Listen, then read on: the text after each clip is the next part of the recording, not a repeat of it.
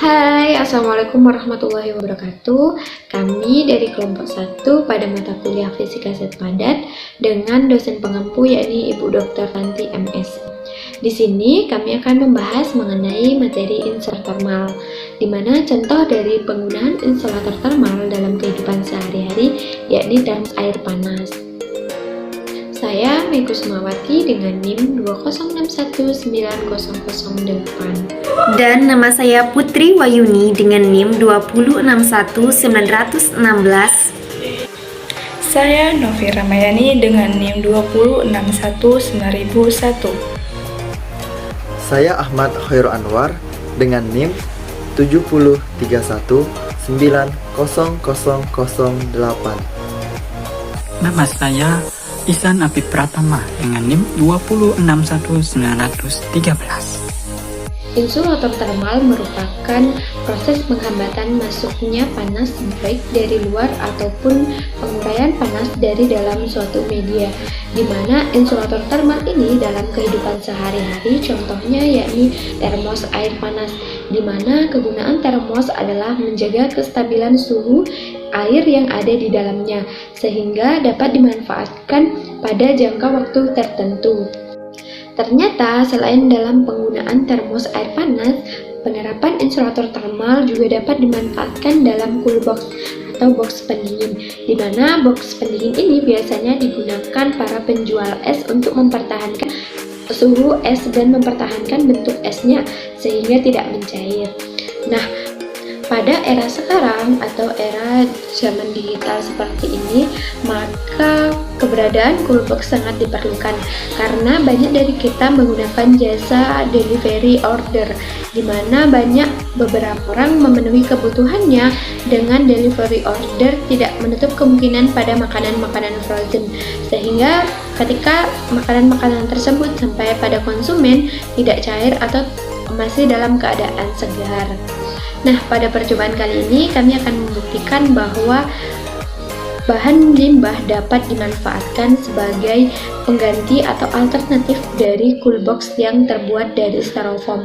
Bahan limbah ini meliputi botol plastik, sekam padi, serbuk kayu, bahan organik, dan lain sebagainya. Pemilihan bahan yang akan digunakan dalam membuat isolator thermal juga harus diperhatikan agar bahan tersebut dapat berfungsi sesuai dengan fungsinya. Seperti yang kita ketahui bahwa kotak pendingin sementara biasanya terbuat dari styrofoam, di mana styrofoam merupakan konduktor panas yang buruk akibat dari penyimpanan udara pada kantong-kantong kecil yang menghambat proses masuknya panas dari luar. Dan kami membuat sebuah inovasi mengenai hal tersebut agar pemanfaatan limbah dapat secara optimal dan dapat bernilai ekonomis.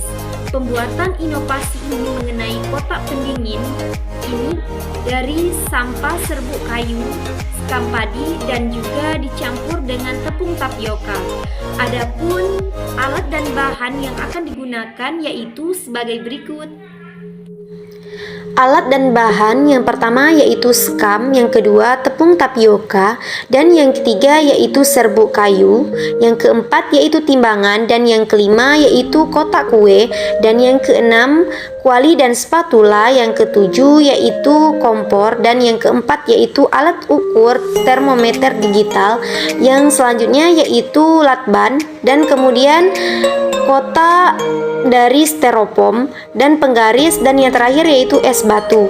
Baiklah, di sini saya akan membahas prosedur kerjanya. Yang pertama, pemilihan serbuk kayu yang kasar sehingga menjadi halus. Yang kedua, pencampuran tepung tapioka dan serbuk kayu serta sekam padi diaduk hingga merata. Penggunaan tepung tapioka ini bertujuan untuk merekatkan serbuk kayu dan sekam padi agar dapat dicetak dan merekat satu sama lain.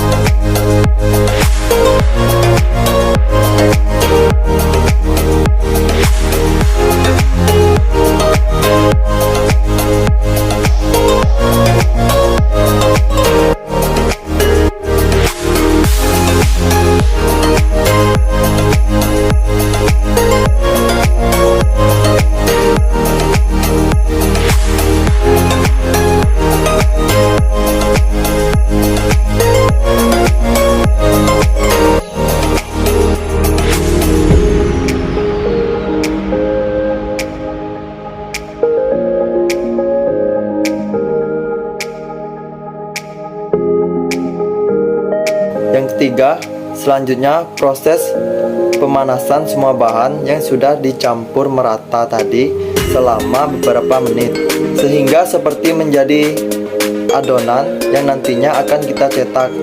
Lalu yang keempat, aduk semua bahan hingga merata agar waktu pemanasan nanti tidak kegosongan atau bisa jadi pengerasan di bagian bawahnya. Selanjutnya, yang kelima, proses pencetakan semua bahan yang sudah menyatu dengan dibentuk seperti sebuah box. Nah, untuk gambarannya saja, di sini kita menggunakan kotak kue untuk sebagai alat pencetakan sehingga menjadi sebuah box. Sebenarnya untuk alat pencetakannya bisa kita buat dari papan yang besar agar daya muat penyimpanan itu bisa banyak. Nah, karena tadi hanya gambarannya saja, jadi kita membuatnya dengan ukuran yang kecil saja. Selanjutnya yang keenam, setelah proses pencetakan, setelah itu proses penjemuran. Nah, karena di sini kita membuatnya dengan ukuran kecil, jadi kita memerlukan waktu sekitar 5 jam. Misalkan tadi kita membuatnya dengan ukuran yang besar, mungkin waktu yang diperlukan sekitar 2-3 hari. Dan penjemuran ini dilakukan di bawah terik matahari. Proses pengukuran. Yang pertama, siapkan box X yang terbuat dari styrofoam dan percampuran antara bahan serbuk kayu dan sekam padi. Yang kedua, isi masing-masing box dengan es batu. Yang ketiga, ukur temperatur pada masing-masing box dan catat hasilnya dengan jarak 1 dikali 10 menit.